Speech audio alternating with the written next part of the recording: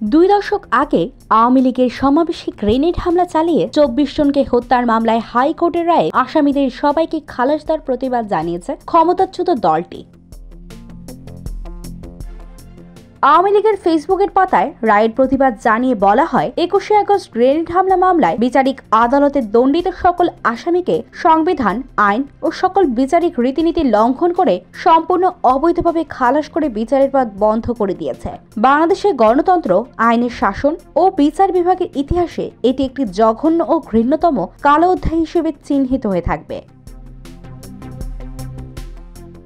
২০০৪ সালের ২১শে আগস্ট রাজধানীর বঙ্গবন্ধু এভিনিউয়ে তৎকালীন বিরোধী দল আওয়ামী লীগের সন্ত্রাসী বিরোধী সমাবেশে গ্রেনেড হামলা চালানোর মামলায় বিএনপির ভারপ্রাপ্ত চেয়ারম্যান তারেক রহমান, সাবেক স্বরাষ্ট্র প্রতিমন্ত্রী লুৎফুজ্জামান বাবর সহ আসামিদেরকে সবাইকে রোববার খালাস দিয়েছে হাইকোর্ট।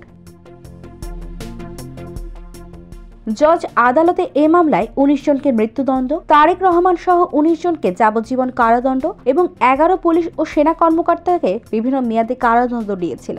অভিযোগ গঠনের ত্রুটিকে আসামিদের সবাইকে খালাস দেওয়ার পেছনে কারণ হিসেবে দেখিয়েছে হাইকোর্ট বেঞ্চ। রায়ের পর্যবেক্ষণে আদালত বলছে, মুফতি আব্দুল হান্নানের জবানবন্দির ভিত্তিতে যে সাম্প্রতিক অভিযোগপত্রের ভিত্তিতে এ মামলার বিচার শুরু হয়েছিল, সেই অভিযোগপত্রই ছিল অবৈধ।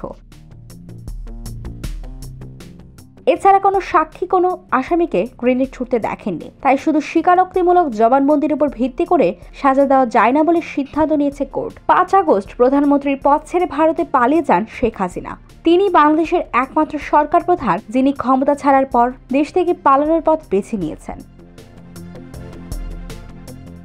শেখ হাসিনার মতো আওয়ামী লীগের সিনিয়র নেতাদের অনেকেই দেশ ছেড়েছেন বলে খবর আছে। কয়েকজন সাবেক মন্ত্রী ও এমপি ইতিমধ্যে গ্রেফতার হয়েছেন, বাকিরা আছেন আত্মগোপনে। আন্দোলনে প্রাণহানির ঘটনায় কয়েক ডজন হত্যা মামলা হয়েছে গত ২ মাসে। এর অনেকগুলোই শেখ হাসিনা সহ আওয়ামী লীগ নেতাদের আসামিদের করা হয়েছে।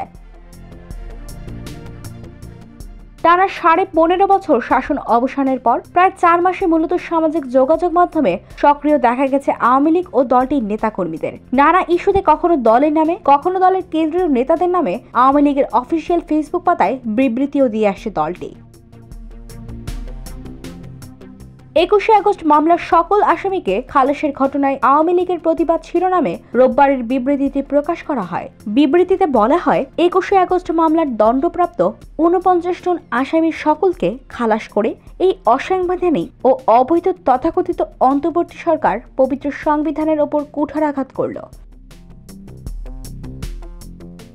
মামলার প্রেক্ষাপট তুলে ধরে বিবৃতিতে বলা হয়, আওয়ামী লীগ এটি স্মরণ করিয়ে দিতে চায়, ২১শে আগস্ট নারকীয় গ্রেনেড হামলার পর বিএনপি জামায়াত জোট সরকারের নির্দেশে তদানীন্তন পুলিশ এই মামলা গ্রহণ করেনি।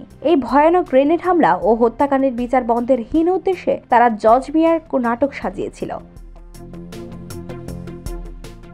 অভিযোগপত্রের কথা তুলে ধরে আওয়ামী লীগ বলছে, আওয়ামী লীগকে নেতৃত্বশূন্য করতে ওই হামলা চালানো হয়েছিল। এর ধারাবাহিকতায় পরবর্তীতে বিচারিক আদালত সম্পূর্ণ নিরপেক্ষভাবে গ্রেনেড হামলাকারী খুনি, এই হত্যাকাণ্ড ও হত্যা মামলার পরিকল্পনাকারী, নির্দেশদাতাদের অপরাধ সন্দেহিতভাবে প্রমাণক্রমে বিচার সম্পন্ন করে। হাইকোর্ট বেঞ্চ প্রহসনমূলক ফরমায়েশে রায় দিয়েছে। অভিযোগ করে বেঞ্চের একজন বিচারকের সঙ্গে বিএনপির ঘনিষ্ঠ সম্পর্ক থাকার অভিযোগ এনেছে আওয়ামী লীগ। অন্তর্বর্তীকালীন সরকারকে দেশ ধ্বংসের খেলা বন্ধ করার আহ্বান জানিয়েছে Awami League. IVTV, USA, new York.